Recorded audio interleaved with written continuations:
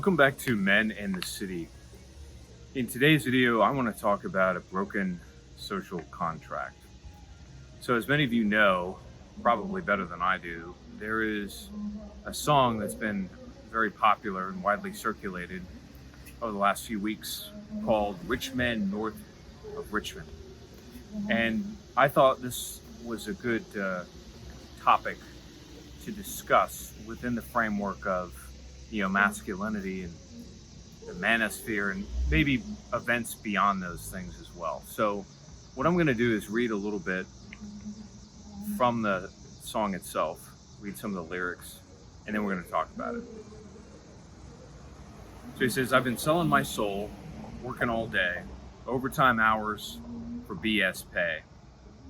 So I can sit out here and waste my life away, drag back home and drown my troubles away. It's a damn shame what the world's gotten to for people like me and people like you. Wish I could just wake up and it not be true. But it is, oh it is.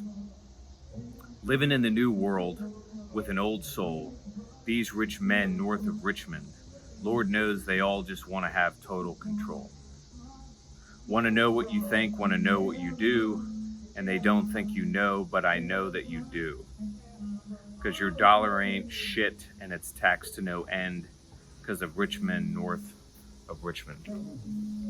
So I'm actually about 80 miles north of Richmond as we speak, just outside of Washington, D.C. And so for me, this song and the lyrics that he wrote are quite resonant. And it's interesting. I never planned to create a YouTube channel. This is a platform that I've always liked, and I've followed or subscribed and consumed a lot of YouTube content probably since about 2012, so for a long time. But I never thought that I would become a YouTuber. It just didn't seem a good fit for me, and my interests were more focused on the business side or the real world, you might say. But I understood over time what YouTube really is. And effectively, it's a bridge. It's a bridge between a personality or a content creator or an influencer or a thinker or an analyst or an entertainer and you. It's a platform for there to exist a kind of intimate relationship that transcends geography and even some personal connection between you and me. And furthermore, what generates success in a YouTube channel is quite mysterious, but it all seems to stem from resonance. Whether or not I say something or enunciate something or articulate something or frame an idea or a feeling in such a way that resonates with you.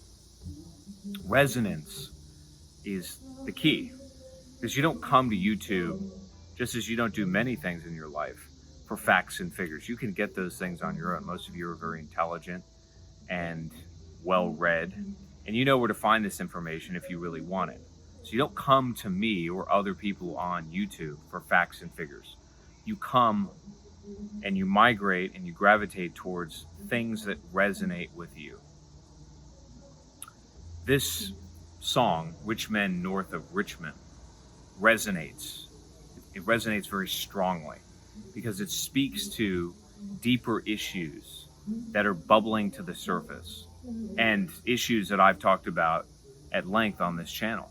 A transition from one age to the next, a festering critical mass of angry, frustrated, and demoralized and dispirited young men, and in some cases, disillusioned older men, as well as all of the economic and political problems that go along with that. We've talked at length about that. But what this man is communicating is a transition, a phase shift in sentiment. And that's why it resonates as much as it does. People are not just depressed or upset. They're not just frustrated with the status quo. And increasingly, people are not ignorant of it either. I hear a lot of folks say, and I see it in the comments from time to time, that the masses or the normies are ignorant, or they're benighted, or they are simply clueless. And to be candid with all of you, I just don't think that's the case. I think most people know quite well what the hell is going on.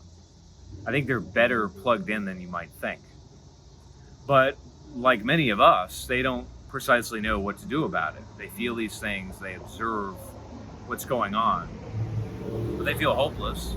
And so many of them just go about their lives. They plug back into the matrix, as they say, and get on with it. But what this song is communicating is that a social contract has been broken. And the word contract itself, I think, is an important word, because when we think of contract, especially in the modern world, we think of a document, we think of the Constitution. But that's not really what defines or governs a relationship between a government or a society and its people. There's a social construct that imbues or empowers the governors of society, its key institutions, its influential personalities, its elites, to safeguard the population, to look out for their best interests, or enable them to look out for their best interests on their own, independent of central authority, or without being monitored or observed or shepherded in a controlling fashion. But that social contract has broken down.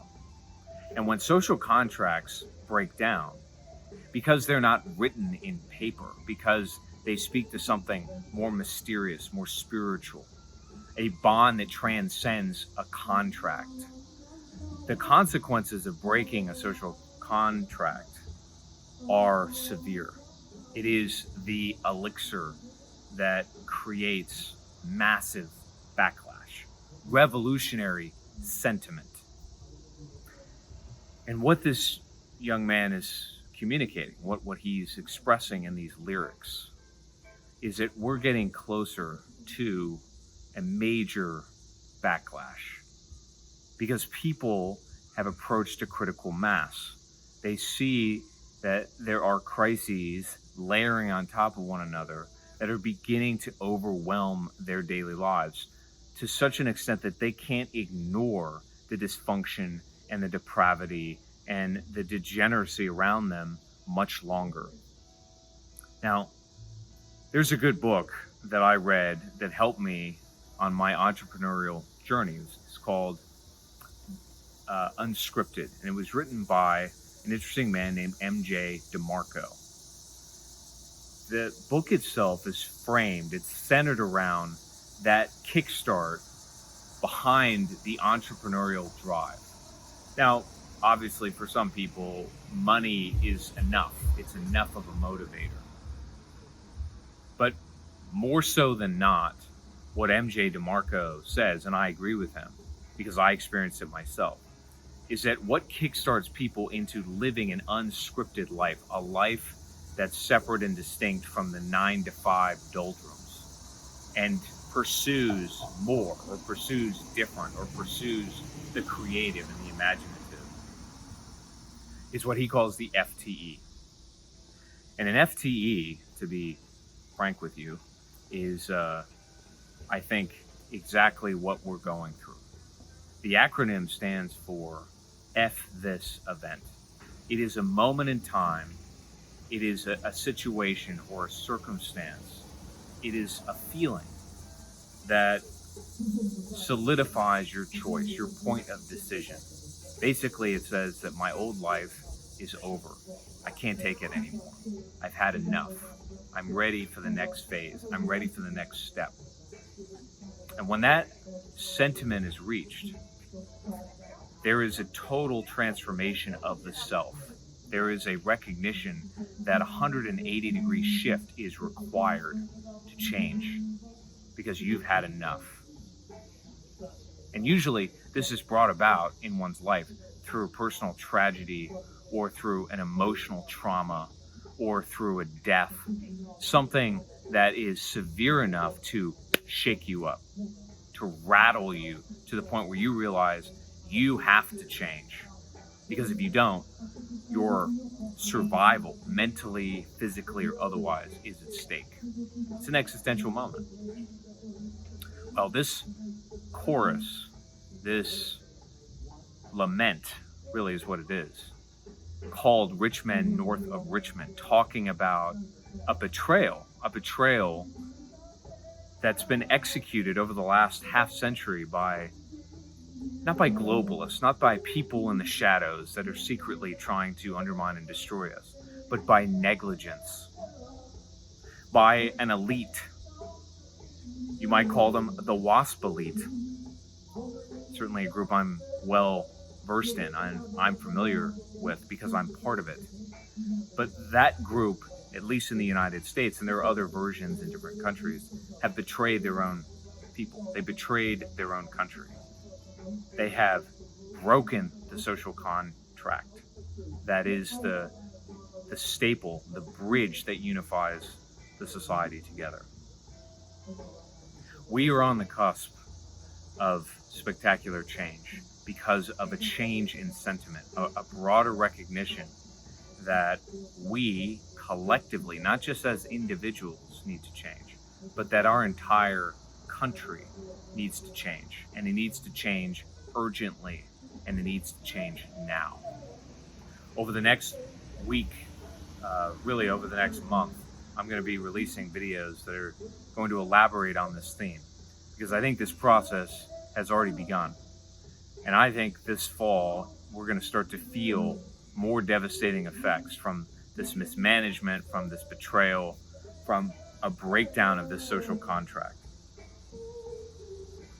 Between now and then, consider at your own individual levels, as I've said on this channel in various videos before, that our struggles are not unique to us, which is why this song, this lament, resonates as strongly as it does. And hopefully it's why many of the videos I've made resonate as well. We are all headed towards something bigger. We're living in revolutionary times, folks. So, stay tuned for more, and we'll talk soon.